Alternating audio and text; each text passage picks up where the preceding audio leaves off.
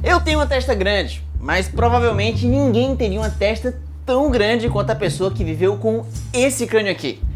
Ou será que não? Será que esses crânios poderiam ser mesmo de um ser humano? Vamos descobrir agora se esse mistério esconde um papo bem cabeça por trás dele. Vamos nessa!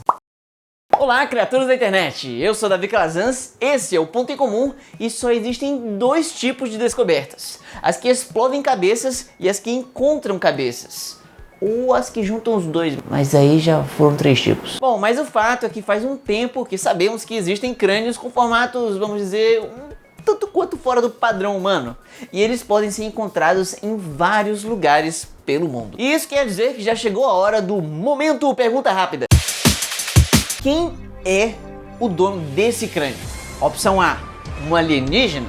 Opção B, um ser humano? Ou opção C, a Marge dos Simpsons? Bom, pra ser sincero, eu queria muito que fosse a Marge ou um alienígena do passado, mas acontece que esse crânio pertenceu a um ser humano mesmo, assim como eu e você. E digo como eu e você porque ele nem sequer tinha genes que tornavam a sua cabeça mais alongada. Simplesmente, quando ele era um recém-nascido, algum adulto resolveu deformar a sua cabeça de propósito. Vou estar agendando o início do alongamento do seu filho para terça-feira. Ah, maravilha! A senhora já possui nosso plano de fidelidade? Hoje, para a maioria das pessoas, essa ideia certamente parece algo completamente sem sentido. Seria até ruim do seu filho usar um boné de aba reta, por exemplo. Agora, como é que alguém em sã consciência iria fazer isso com seus filhos? Como foi que será que surgiu essa ideia? Aí, Matias, qual é? Se liga aqui nessa ideia. Imagina se todo mundo tivesse a cabeça mais alongada, tá ligado? Cara, isso é muito doido. Mas é claro que isso não surgiu assim do nada e também não foi algo isolado. E para entender isso é só lembrar como nós, seres humanos, gostamos de pertencer a grupos. Pois para pertencer a um grupo, muitas vezes as pessoas inventam maneiras de se distinguir dos outros que estão do lado de fora.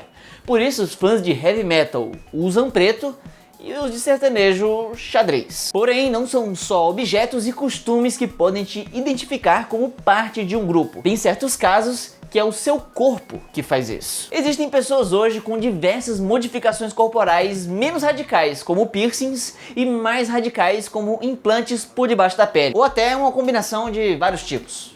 O que é um negócio meio diferente. Não, e olha só, se eu te disser que essa necessidade de pertencimento de grupo não é de agora. Humanos são assim desde sempre. É por isso que tribos humanas basicamente sempre tiveram maneiras de distinguir quem era de dentro e quem era de fora. Seja pela maneira como eles preparavam seus alimentos ou como eles pintavam os seus corpos. Aí, meu irmão, se liga naquele otário ali que dá 2 pulinhos antes de preparar a carne, cara.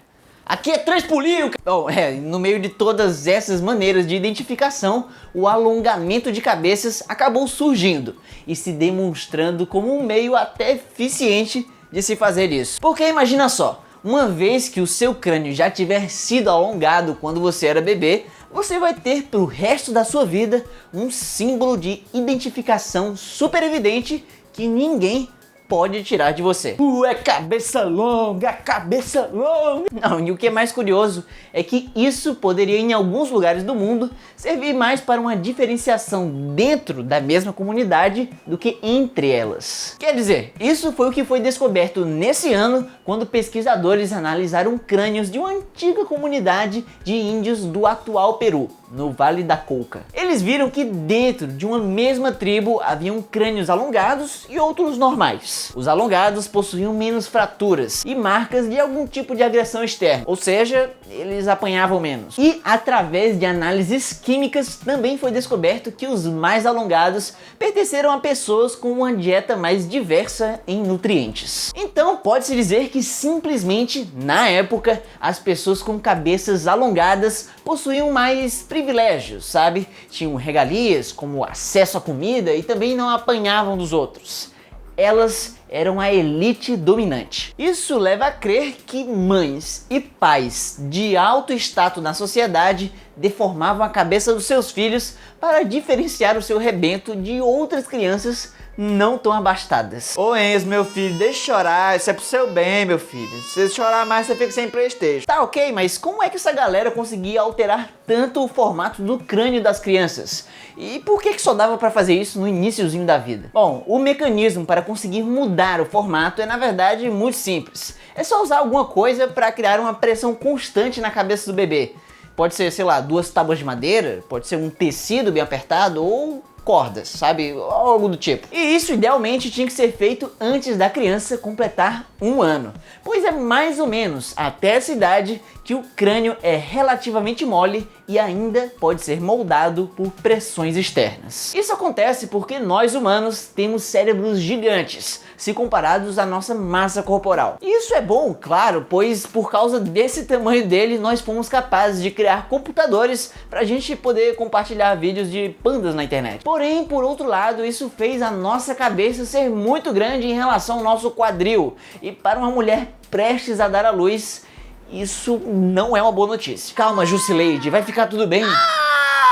Agora, uma boa saída evolutiva que resolveu esse problema foi da gente nascer menos desenvolvido, para que na hora do parto a cabeça consiga passar pelo canal vaginal. Com uma certa dificuldade, tudo bem, mas é possível. Dessa maneira, começamos a vida com um cérebro pequeno, e o crescimento dele passa a se concentrar ainda mais depois do nascimento. E com isso surge outro problema. O nosso cérebro agora precisa aumentar tanto de tamanho de uma maneira tão rápida que simplesmente não é possível mais que o nosso crânio consiga acompanhar esse ritmo tão acelerado. Ai, crânio, cara, eu não sei, nosso relacionamento tá difícil, eu preciso de um pouco mais de espaço. E algo que solucionou isso foi a presença de fontanelas, que são popularmente conhecidas como moleiras. Elas são preenchimentos macios entre os ossos do crânio de um recém-nascido. Isso significa que o crânio de um bebê de poucos meses de vida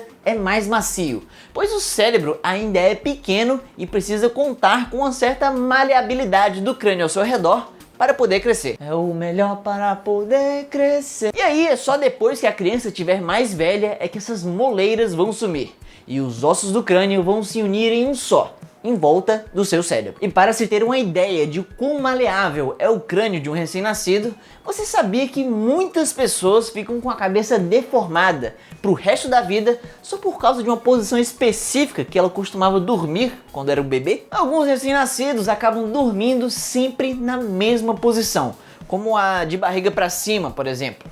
E somente isso já faz com que a pressão da cama achate a nuca do bebê, que possivelmente pode ficar com a cabeça deformada pro resto da vida. Apesar das pessoas poderem achar estranha essa deformação, não há evidências que um crânio deformado por pressão externa seja responsável por algum tipo de problema no aprendizado ou em qualquer outra função do nosso cérebro. Mas por uma questão estética, ainda assim um bebê pode usar um capacete corretor como esse aqui, do R2-D2, para que o crânio fique do formato que você achar melhor para defender a galáxia.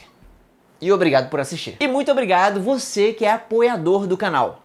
Esse vídeo só foi possível graças a você. Clique bem aqui se você ainda não é um apoiador e considere se tornar um para ajudar na divulgação da ciência no Brasil. E ainda ter acesso ao nosso grupo exclusivo no WhatsApp. E até a próxima segunda. Tchau!